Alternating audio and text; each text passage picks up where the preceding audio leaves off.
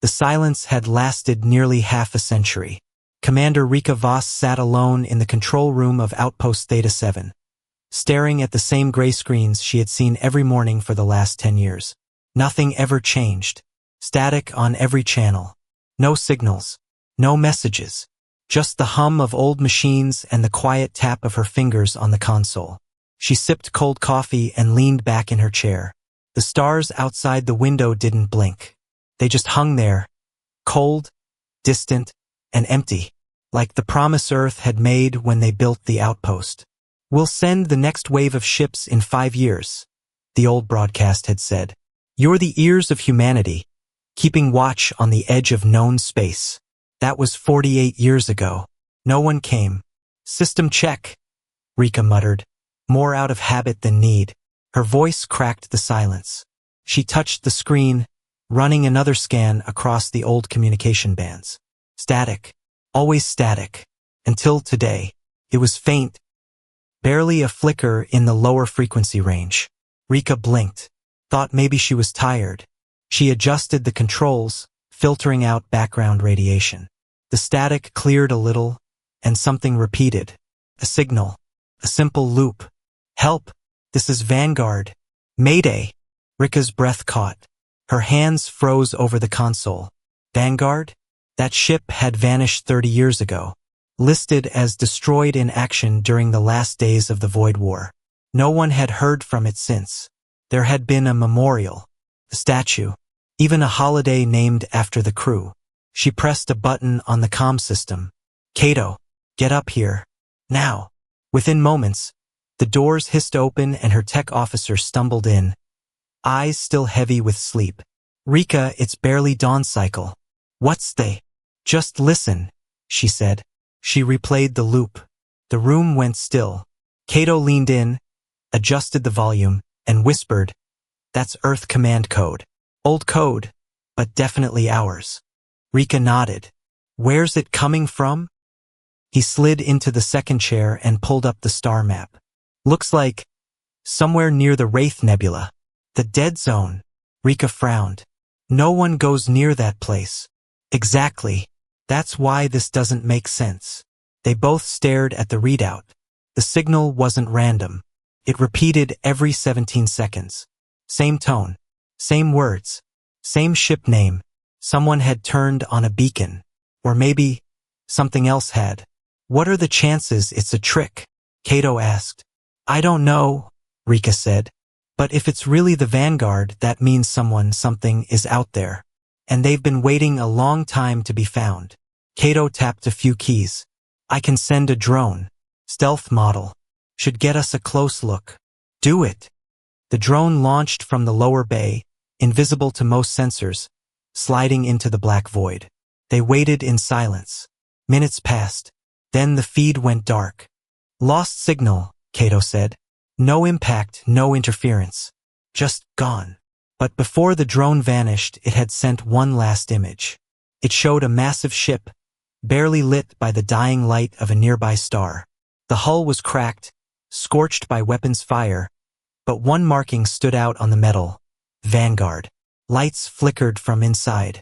Rika stood up slowly. "That ship's still running." Kato turned to her. "What now?" She looked out the window again. Her reflection stared back. Gray streaks in her dark hair, eyes that had seen too much war and too much waiting. "We go." Kato blinked. "You want to fly into the dead zone?" "Yes." "Even if it's a trap?" She nodded. "Especially if it's a trap." He gave a nervous laugh. "You're insane. I've been stuck in this tomb for 10 years, Kato," she said. "If someone's alive out there, human or not, they might need help. And if it's something worse, then we find out what's been hiding all this time." They walked toward the jump bay, boots echoing through the empty metal halls. Behind them, the screen continued to flash with the same loop. "Help! This is Vanguard. Mayday!" As the engines of their scout ship powered up, Rika whispered to herself, "The silence is broken, but what answered might not be human at all." The jump to the dead zone was rough. Rika gripped the armrest as the stars bent and twisted around the ship. The old scout vessel, Nomad 3, groaned as it dropped out of FTL just beyond the Wraith Nebula. Outside the window, everything looked wrong. The stars seemed dimmer. Space felt thicker, like it didn't want them there. Kato's hands flew over the controls. "We're holding stable, barely." Rika didn't answer. Her eyes were locked on the wreck ahead. There it was, just like the drone showed. A massive ship floating in the dark, surrounded by chunks of broken metal and twisted debris. The Vanguard, bigger than she remembered from the archives. Once Earth's pride, now a silent grave drifting in a graveyard of forgotten battles. "Still got power," Cato whispered. "Look, lights on the lower decks. How is that possible after 30 years? Rika stared at the hull markings, worn but clear. ECS Vanguard 7. "Let's find out," she said. They suited up. Rika checked her sidearm. Cato carried a scanner pack on his back. As they approached in the shuttle pod, the Vanguard seemed to get larger and darker, like a shadow stretching across space. It was quiet, too quiet. The docking clamps on the Vanguard were still functioning. Somehow, the small pod attached with a soft thud. The inner airlock cycled slowly, then opened with a hiss. Cold air rushed out. They stepped inside. The lights flickered overhead. A few emergency panels glowed red. Everything else was covered in dust and shadows. Rika's boots echoed through the corridor. No bodies, no movement, just the stale air of a ship long forgotten. "This place gives me the creeps," Cato muttered, waving his scanner around. "Power readings are low but steady, still routing from the fusion core." "Let's get to the bridge," Rika said. "See if we can access logs." They walked through the empty hallways. Every corner felt like it was watching them. Rika's hand never left her holster. She had been on ships after battles before, seen wrecks in worse shape, but this one didn't feel dead. Felt waiting.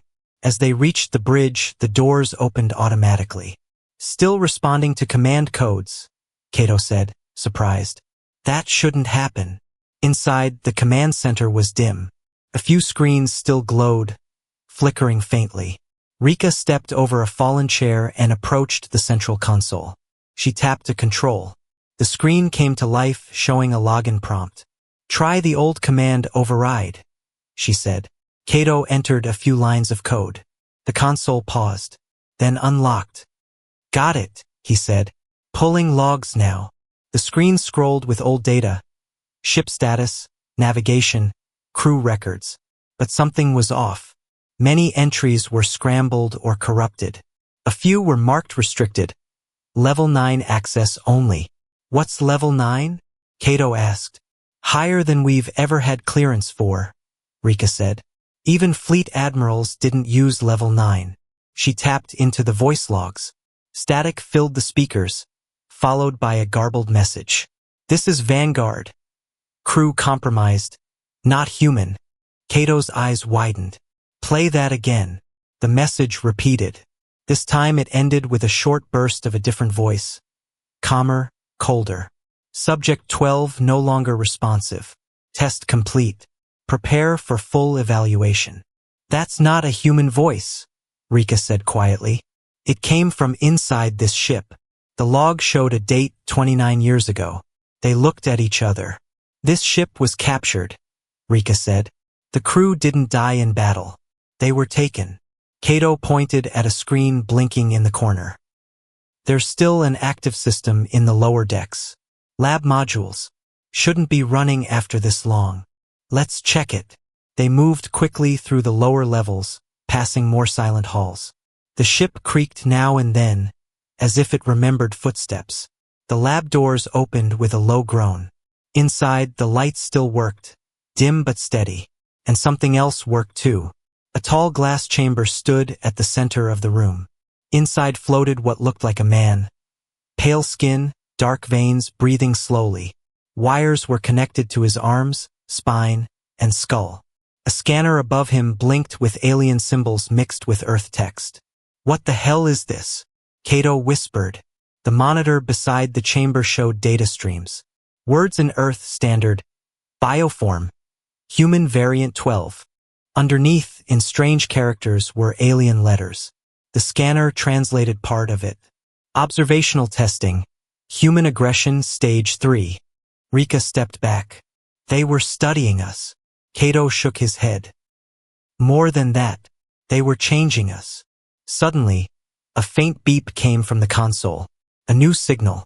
Another message was being sent from this ship to somewhere deeper in the nebula. Rika turned to Cato. Shut it down. Now. He moved fast, yanking out the data lines. The signal stopped, but it was too late. Somewhere outside, something had received the call. And it was coming. The ship shook, just a little at first. A soft vibration through the metal floor beneath their boots. Then it grew stronger, like a quiet growl turning into a roar. What was that? Cato asked, backing away from the console. Rika grabbed his arm. Back to the shuttle. Now. They ran. Through the dim halls, past silent doors and blinking red lights. The walls trembled as if something huge had stirred nearby. The Vanguard wasn't just old. It felt alive now, like a beast waking from sleep.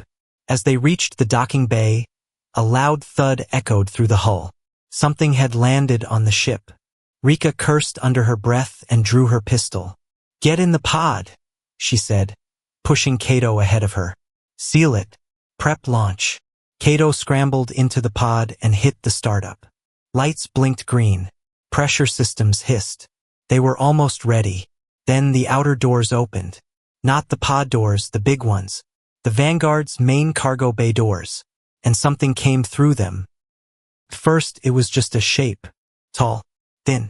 Moving slowly like it had all the time in the world. Then another followed. And another. Figures in black armor. Not shiny, not polished, but rough like they had been pulled from the bones of dead ships. Their helmets had no eyes, no faces, just smooth masks that reflected the flickering lights. Rika fired. Quick, sharp shot. The bullet sparked off the nearest figure's chest and vanished into the shadows. It didn't even flinch. They're boarding, she shouted. Launch now. Cato didn't argue. The pod's doors sealed. And with a roar of thrusters, they shot away from the Vanguard. Outside, the dead zone didn't look dead anymore. Lights blinked in the distance.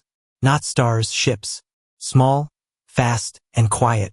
They had been waiting, hiding, watching. The signal had woken them, and now they were coming. Cato turned to Rika, his face pale. That was a trap. All of it.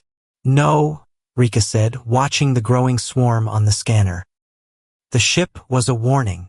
They set course back to Theta 7, engines pushed to the limit. The trip only took minutes, but it felt like hours. When they arrived, the outpost looked small and helpless against the black.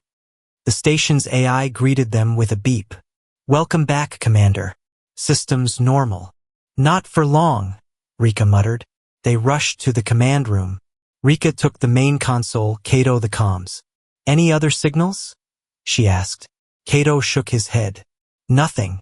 Just us out here. Then it's time we change that. She opened the emergency channel, the one no one had touched in years. It wasn't just a beacon. It was a flare. A scream across space. She sent one message. Outpost Theta 7 under threat. Unknown hostile ships. Request immediate aid. This is Commander Rika Voss. Earth, if you're out there, respond. Then they waited. Minutes passed. Then came a ping. Just one. Cato stared at the screen. That's a reply. Rika leaned in. A new signal flashed onto the monitor. Simple, clear, and impossible. Message received. Help is coming. Hold position. ECS Arclight. Her heart skipped. The Arclight was Earth's most powerful warship. Last seen during the final battle of the Void War. Lost. Believed destroyed. But now it was answering. How fast can they get here? She asked. Cato did some quick math. If they're using upgraded jump tech, maybe 30 minutes. Then we survive 30 minutes. The outpost didn't have real weapons. It was a listening post, not a fortress. But it had shields, a few old defense drones, and 2 humans who weren't ready to die just yet. They powered up everything they had. The swarm approached fast. Tiny blips on the scanner became clear objects. Sleek ships shaped like knives, with glowing red cores and silent engines. No hails. No warnings. Just attack. The first wave hit hard. One drone exploded on contact. The shield flickered under the strain.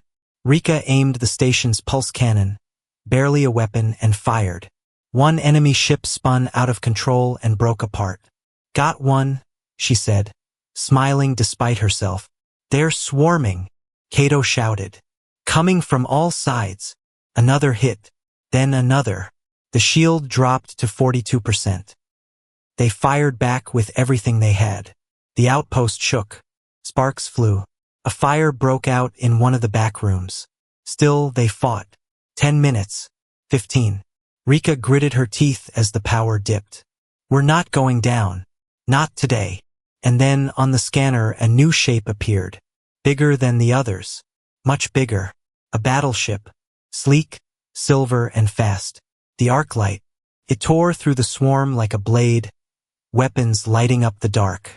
Enemy ships scattered. Some exploded. Others ran. Rika stood frozen for a second. Then she smiled. "Earth came back," she whispered, "and they weren't alone anymore." The Arclight was a thing of beauty. It didn't just fly, it moved like it owned space. Sleek silver hull, massive engines glowing blue, and enough firepower to wipe out a small fleet. Its cannons lit up the dark with every shot. Enemy ships twisted and broke apart under its assault. The sky was full of fire. Inside Outpost Theta 7, Rika and Kato watched in awe. "They're winning," Kato said, barely believing the words. "They're actually winning." "For now," Rika replied. "Let's not relax just yet." The station shook one more time, then settled. The swarm had broken apart. Most of the strange ships had been destroyed or scattered, vanishing back into the Wraith Nebula like shadows. A call came through the main console, clean and strong. "This is Captain Lorne of the ECS Arclight. Outpost Theta 7. Do you copy?" Rika tapped the panel. "This is Commander Voss. You have no idea how glad I am to hear your voice." "Likewise, Commander. Request permission to dock. We have a lot to talk about." She gave the green light without hesitation. Minutes later, a landing craft detached from the Arclight and slid into the outpost's hangar. Rika and Kato stood waiting as the doors hissed open. 3 people stepped out. The leader was tall, in a dark blue uniform with gold trim. His short gray beard matched the seriousness in his eyes. A young woman in combat armor followed him, carrying a tablet and scanning the area. The third was a doctor, his white coat a strange sight in a war zone. "Commander Voss," the older man said, offering a hand. "I'm Captain Elias Lorne. Welcome back to the world." Rika shook his hand. "Didn't know we'd left it." Lorne gave a tired smile. "That's a story in itself." They moved to the command room, the hum of damaged systems filling the background. Kato stayed at the monitors, while the rest gathered around the center console. "We picked up your distress call just in time," Lorne said. "You're lucky. Not many posts still transmit on those old bands." "We never stopped," Rika said. "Just in case." Lorne nodded. "Smart. You said you found the Vanguard." Rika pulled up the logs. "We didn't just find it. It was broadcasting a signal. Old Earth code. Luring us in." The young officer, Lieutenant Mara, tapped through the footage. "Looks like a trap." The ship was being used as bait. "It was worse than that," Rika said. "They were experimenting, studying human biology, modifying us. There was someone, still alive, in a chamber." The doctor, who introduced himself as Dr. Ian, leaned forward. "Describe the modifications." "Wires in the skull, black veins, strange energy readings." Dr. Ian exchanged a look with Lorne. "They've advanced. Faster than we thought." Rika crossed her arms. "Who are they?" Lorne's face hardened. "We call them the Unseen Directive, a hidden alliance of alien species. They watch from the shadows, study, test, interfere. They've been doing this for a while," Ian added. "Not just here. All across the border zones. Disappearances. Ships lost. Colonies failing without reason. And Earth?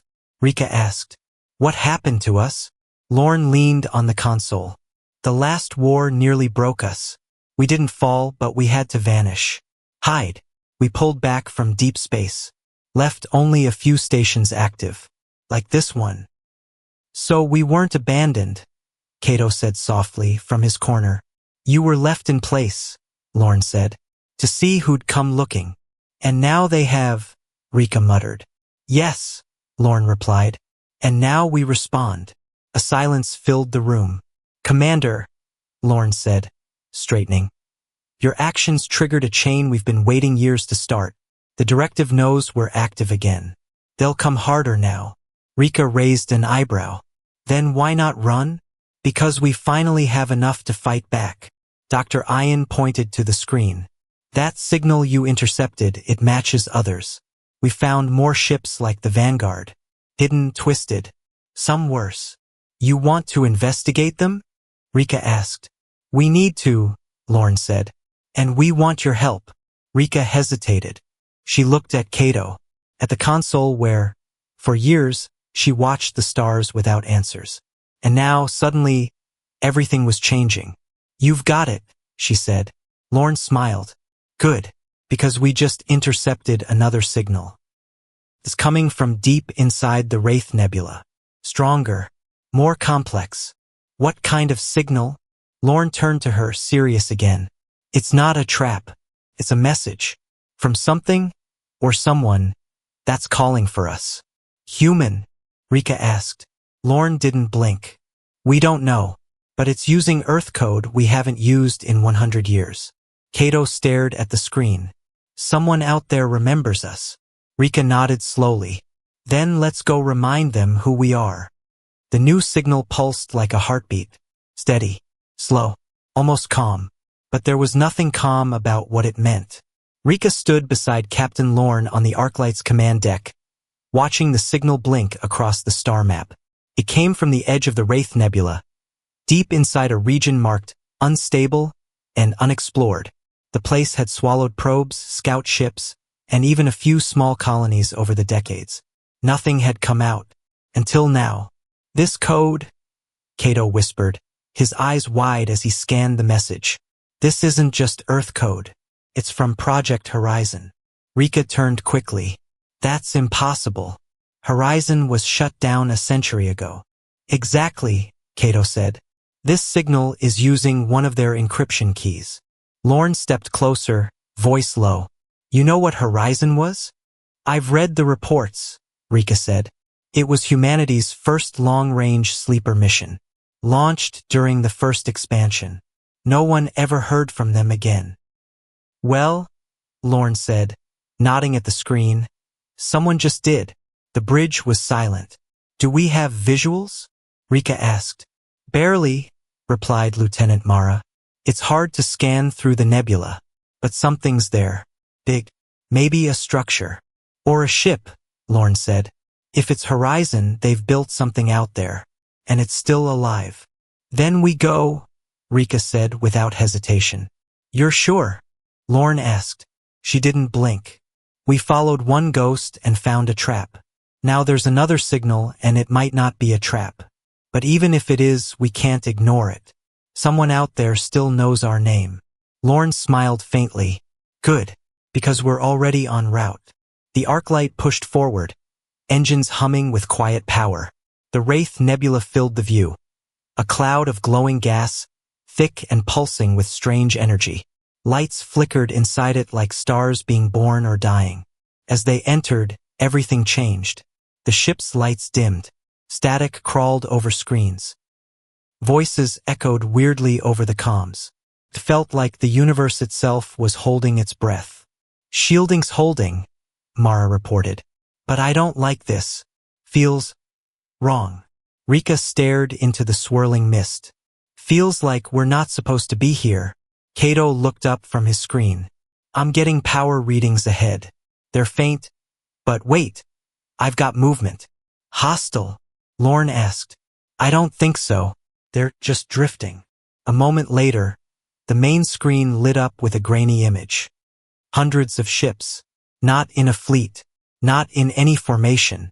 Just floating in space like bones in water. Some were alien. Others were human. A few still had markings from Earth's first expansion. "It's a graveyard," Rika said softly. But even as she spoke, something stirred. One of the ships turned. Not drifting. Moving. It was massive. Far bigger than the Arclight. The shape was wrong. Too smooth. Too clean. As if grown instead of built. The hull shimmered with layers of energy. And on its side, faded but visible, were the words, "Horizon Arc 1. "That's them," Cato breathed. "Bring us closer," Lorne ordered. They approached slowly, weapons charged but not raised. The giant ship made no aggressive moves. It simply hovered there, silent and still. A new signal flashed on the screen. A single word repeated. "Stay." Rika narrowed her eyes. "They're warning us. Or luring us," Mara muttered. "We've come too far to stop," Lorne said. Another signal came through. This one more detailed. An access path, guiding them toward a docking bay. "Thoughts?" Lorne asked. "We don't split up," Rika said. "Take a small team. Go in. But we stay in contact. First sign of trouble, we're out." 10 minutes later, Rika, Cato, Mara, and 2 fleet marines entered a shuttle and crossed the gap. The Horizon Arc 1 loomed ahead like a sleeping god. The docking bay opened without sound. They landed and stepped inside. It was clean. Not dusty or dark like the Vanguard. The walls glowed faintly, like they were alive. Symbols marked the halls. Some human, some unknown. Lights turned on as they moved. No bodies. No damage. Just silence. Then a voice spoke.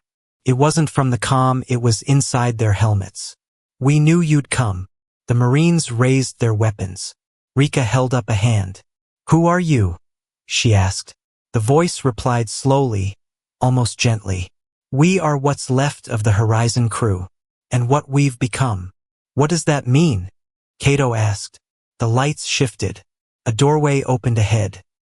"Come see for yourself." Rika looked at the others. "Stay sharp." "But we go." They stepped through. And what they saw would change everything. The hallway curved gently as they walked, lit by a soft white glow that came from the walls themselves. No shadows. No wires. Everything was smooth, quiet, and oddly warm. It didn't feel like a ship. It felt like they had stepped inside something alive. Cato kept glancing at his scanner. There's no signal interference.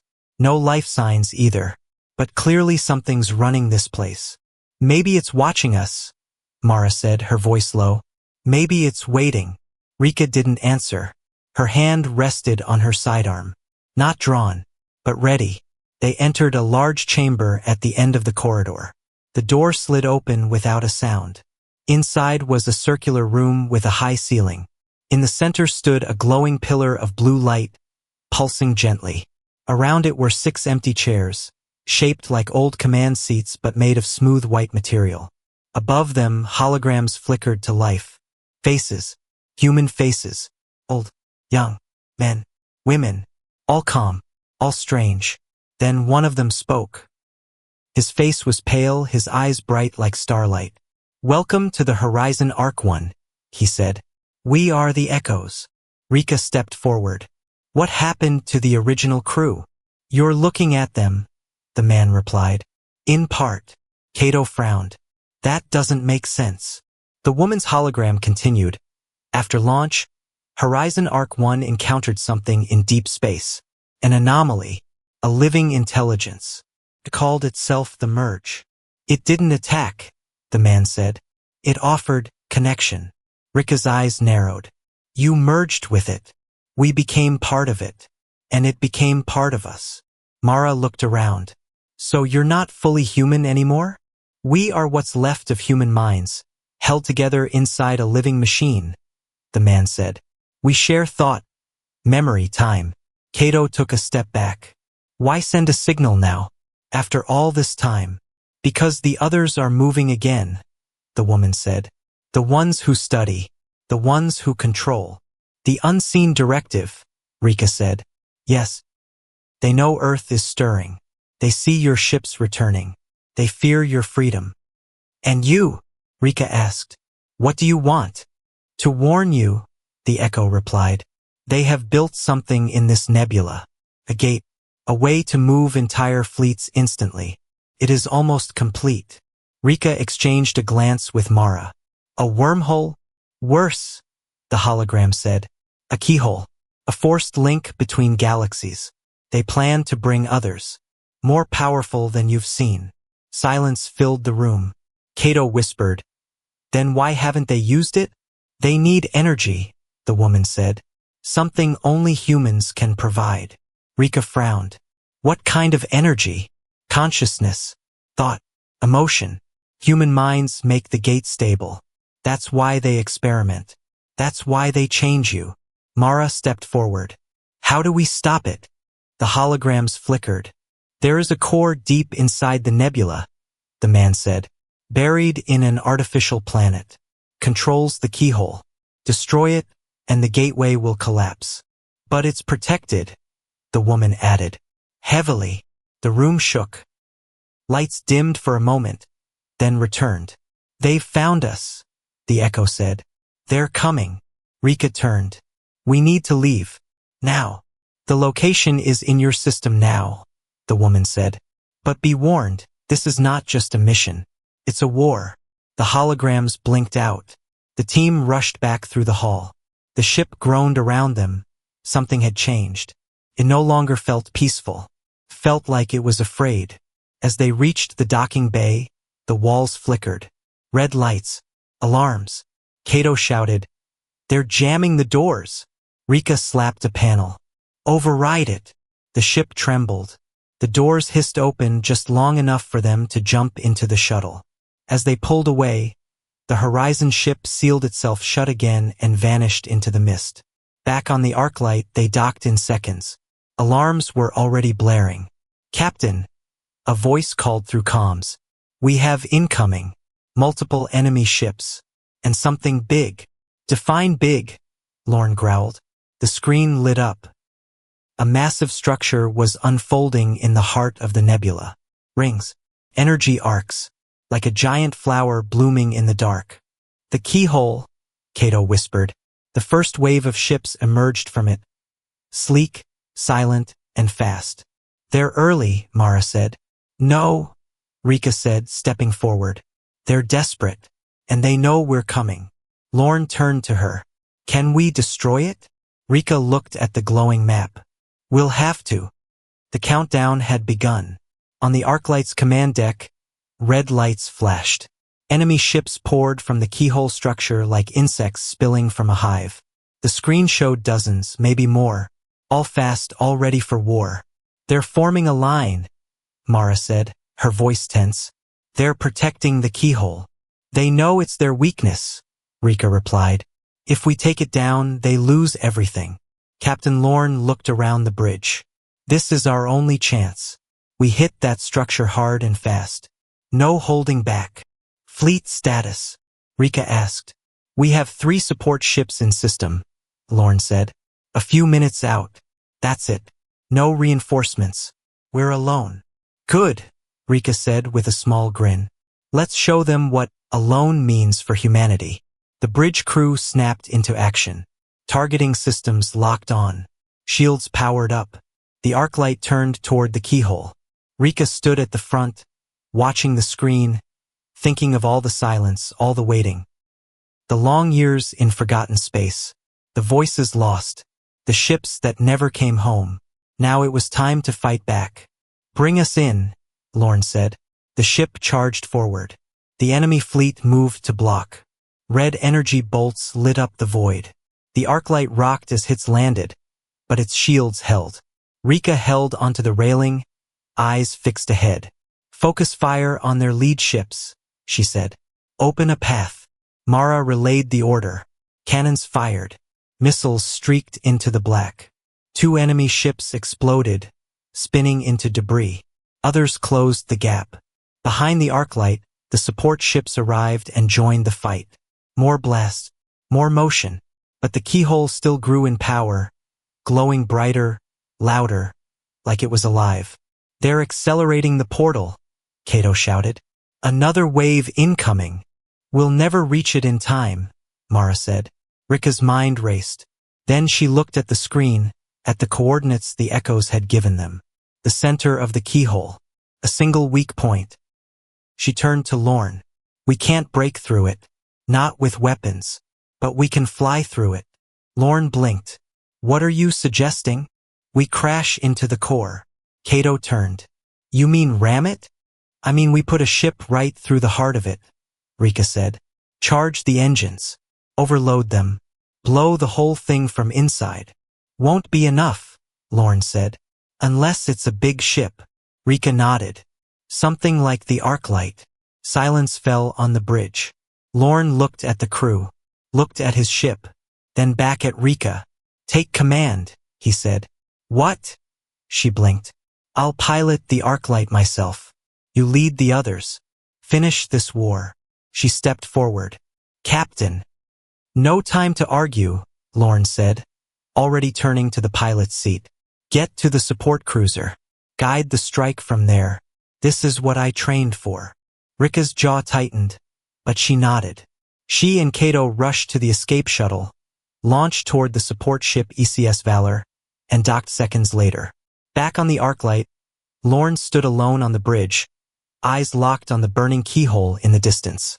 Enemy ships fired at him from all sides. He didn't dodge. He didn't blink. This one's for Earth, he said quietly. Then he pushed the engines to max. The Arclight screamed through space like a comet. Straight into the enemy line. Straight through fire and metal and light. Straight into the heart of the keyhole. And then, white. Everything vanished into blinding white. Rika covered her eyes. Everyone on the support ship went silent. Then, slowly the light faded. The screen showed debris. Just debris. No portal. No enemy ships. Just pieces of what used to be something terrible. The keyhole was gone. Cato let out a breath. He did it. Rika sat down hard, exhausted. He saved us all. The battle was over. 3 days later, Rika stood on the deck of the ECS Valor, watching the stars return to normal. The Wraith Nebula looked calm now. Just another patch of space. Fleet Command sent word. The directive had pulled back. Without the keyhole, they had no easy path. Earth was safe. For now. But things had changed. Humanity wasn't hiding anymore. Rika stared out at the stars. She thought of the echoes. Of the Vanguard. Of Captain Lorne. Of every signal that had been lost. And every voice that had waited in silence. They had survived. And now they would rebuild. Watch. Defend. Together. Rika turned to her crew and smiled. Let's go home.